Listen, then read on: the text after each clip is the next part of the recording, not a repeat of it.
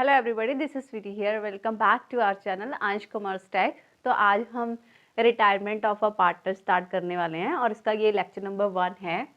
तो सबसे पहले कि अगर कोई पार्टनर रिटायर्ड होता तो होता क्या है कि रिटायरमेंट का मतलब है ए बी सी 3 पार्टनर हैं और इसमें से एक पार्टनर अगर फर्म को छोड़ के जाना चाहता है तो उसको हम बोलते हैं रिटायर्ड पार्टनर।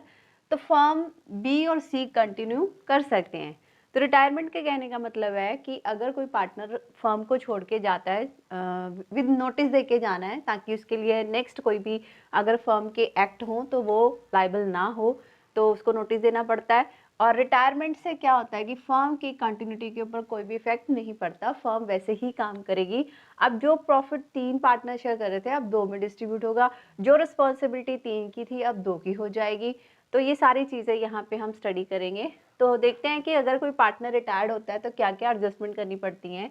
तो adjustment required the on the retirement of a partner. First adjustment है कि आपको change in profit sharing ratio ढूंढनी पड़ेगी। उसमें क्या क्या आएगा, आपका न्यू प्रॉफिट शेयरिंग रेशियो ढूंढनी पड़ेगी। दूसरा है आपको गेनिंग रेशियो ढूंढनी पड़ेगी, क्योंकि ऑब्वियसली ए अगर फर्म को छोड़ के जाता तो उसका शेयर जो है वो बी और सी को मिलेगा, तो इसका मतलब है उनको गेन होगा। जैसे एडमिशन होता था तो सी अगर एंटर करता था तो ए और बी अपना शेयर सेक्रीफाइस करते थे। यहाँ पे क्या है कि अगर ए जाएगा या बी जाएगा या सी जाएगा तो उनमें से जो भी जाएगा, इन तीनों में से कोई भी जाएगा, उसका शेयर जो है बाकी रिमेनिंग पार्टनर को डिस्ट्रीब्यूट हो जाएगा। इस वजह से उनको गेन होता है। नेक्स्ट है valuation of adjustment of goodwill. ये भी थोड़ी थोड़ी वैसी ही है जैसे हमने एडमिशन में एडजस्टमेंट करी है। फिर revaluation of asset and reassessment liability, ये सेम एज इट इज है जैसे आपने एडमिशन में करा है वैसे रीवैल्यूएशन बनाना है आपने, वैसे ही इंक्रीज डिक्रीज एसेट और लायबिलिटीज चेक करनी है और उसका प्रॉफिट एंड लॉस तीनों पार्टनर मतलब ए बी सी जितने भी एग्जिस्टिंग पार्टनर हैं उन तीनों में डिस्ट्रीब्यूट करना है। फिर उसके बाद हमने रिटायरमेंट का प्रोसेस शुरू करना है। तो प्रॉफिट वो लेके जाएगा अगर उसने काम किया तो। फिर उसके बाद है reserves and undistributed profit and losses, ये भी तीनों पार्टनर में डिस्ट्रीब्यूट होंगे ओल्ड रेशो में। Computation of the amount of retirement, फिर हमने डिसाइड देखना है, चेक करना है कि रिटायरिंग पार्टनर को कितनी अमाउंट जानी है। फिर उसका मोड ऑफ पेमेंट चेक करना है कि रिटायरमेंट पार्टनर्स को बाय लोन देना है, बाय कैश देना है, कैसे बाय बैंक देना है, तो कैसे पेमेंट करनी है। इसके अलावा adjustment of capital, adjustment of capital के भी 5 टॉपिक हैं, आगे हम इसको डिटेल में करेंगे। ये रिटायरमेंट में इंपॉर्टेंट टॉपिक है, अगर मैक्सिमम मार्क्स का क्वेश्चन आता है तो ये एडजस्टमेंट ऑफ कैपिटल वाला पॉइंट आपसे पूछ सकते हैं, तो इसको भी हम डिटेल में करेंगे। तो adjustment of capital, remaining partner अपनी कैपिटल को कंटिन्यू जैसी थी वैसी रखना चाहते हैं या उसमें कुछ चेंजेस करना चाहते हैं तो वो इसमें हम स्टडी करेंगे। ठीक है, तो ये थे कुछ टॉपिक जो आपने रिटायरमेंट में रीड करने हैं या स्टडी करने हैं। तो फर्स्ट टॉपिक आता है change in profit sharing ratio. तो जिसमें हमें 2 तरह की चेंजेस करनी है, एक न्यू प्रॉफिट शेयरिंग रेशियो ढूंढनी है और एक गेनिंग रेशियो ढूंढनी है। तो न्यू प्रॉफिट शेयरिंग रेशियो का फॉर्मूला तो वैसे ही क्लियर है कि जैसे मैंने बोला कि ए जा रहा है तो अपना शेयर बी और सी को देके जा रहा है, वैसे ही old profit share plus gain share कि हम अगर बी और सी के ओल्ड में उनका गेन ऐड कर दे तो वो न्यू रेशियो बन जाएगी। और गेनिंग रेशियो का फॉर्मूला है न्यू प्रॉफिट शेयर में से अगर मैं ओल्ड को माइनस कर दूं, न्यू में से ओल्ड माइनस कर दूं तो मुझे गेनिंग शेयर मिल जाएगा। ठीक है, तो ये है आपके 2 फॉर्मूले जो यहाँ पे इस चैप्टर में फॉलो होने वाले हैं, new profit sharing ratio, gaining ratio. Admission में यहाँ पे गेनिंग की बजाय सैक्रिफाइस था, तो हमने सन का फॉर्मूला लगाया था जिसकी वजह से वो अगर नेगेटिव आता था तो हम उसको गेन मानते थे, तो वो ही उल्टा करके आपने यहाँ पे एडजस्ट कर लेना। तो गेनिंग शेयर, क्योंकि यहाँ रिटायरमेंट है तो हम सैक्रिफाइस वर्ड यूज ना करके गेनिंग ही यूज करेंगे, इस वजह से new profit share minus old profit share किया। ठीक है, तो ये था आपका change in profit sharing ratio. तो यहाँ पे मैं आपको न्यू प्रॉफिट शेयरिंग रेशियो का आज टॉपिक समझाने वाली हूँ, जिसमें मैंने आपको यहाँ पे 3 केसेस बताए हैं। पहला है कि न्यू प्रॉफिट शेयरिंग रेशियो मतलब ए अगर जा रहा है तो कैसे सॉल्व करना है। अगर क्वेश्चन साइलेंट है तो उसको केस नंबर 1 माना मैंने।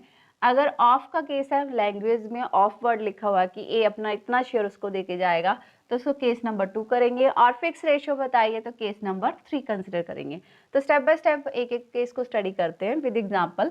तो केस नंबर 1 है X and Y are a partner, Z are a partner and sharing profit ratio 5:4:1।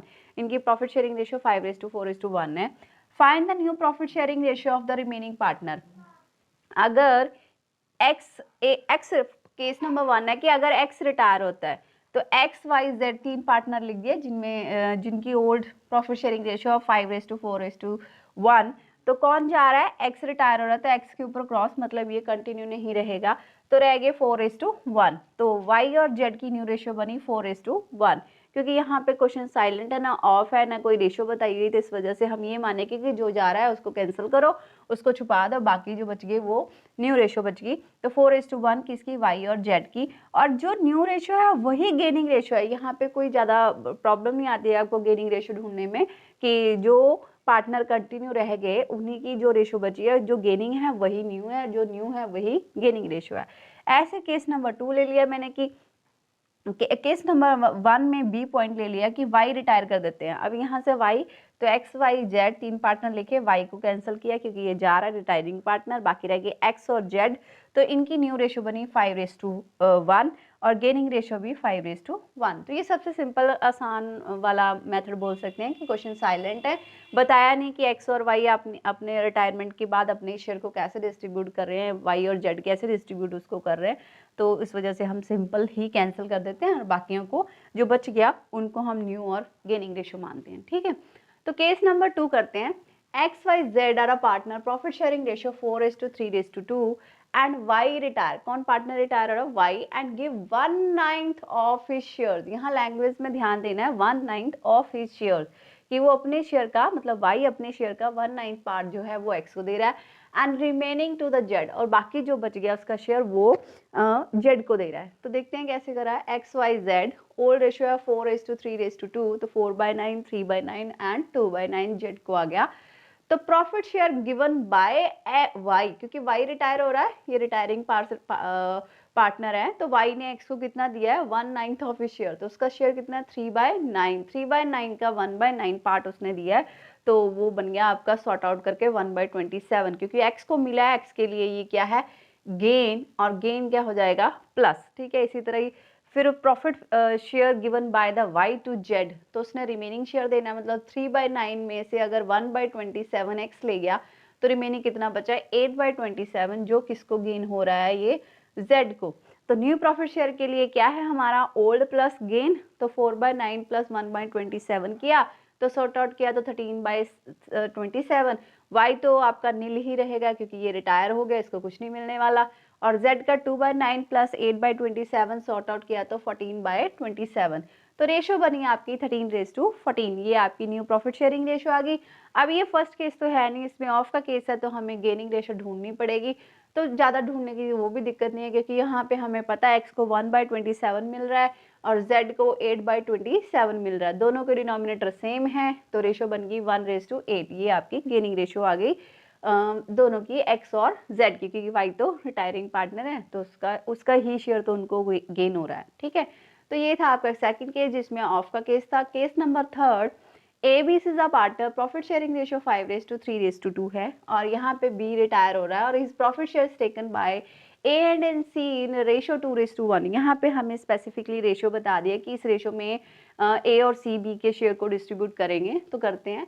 Old है आपका ए बी सी 5:3:2, 5/10, 3/10 और 2/10।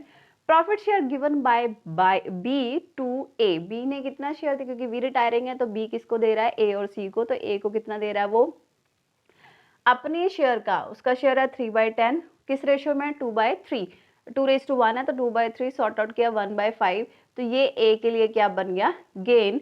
और profit share given by B to C, B फिर सी को भी दे रहा है, क्योंकि यहाँ पे बताया दोनों लेंगे 2:1 में, तो अपने ही शेयर का 3/10, मतलब बी के शेयर का 1/3 कर दिया, तो सॉर्ट आउट किया 1/10, तो ये किसका गेन हो गया, सी का।